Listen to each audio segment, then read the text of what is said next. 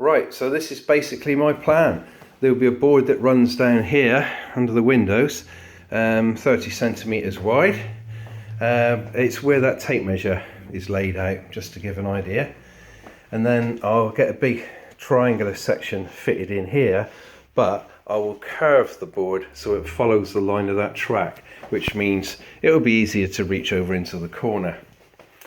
And then along here, the board will be wider. The board will actually be 450mm wide, which is where I've got this kind of contraption here just to show where it's going to be. And that's also showing the height. So you can see there that sat at my desk or my bench, you know, it's not really in the way of working on my bench here. I will put lights underneath there as well. So that's basically the plan. So it's 450mm all the way across here. Then when we get into this corner, I'll get a single piece cut, and once again I'll follow the inside arc of that track, just for easy access. And if I do ever fit the log burner, that's where it's going to go.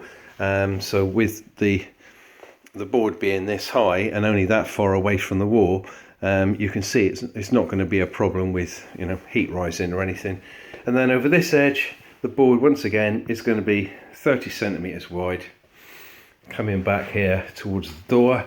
And the track will basically, I'll use flexible track, and it will slew over gracefully over to this side of the board, which will give me room for sidings along the back.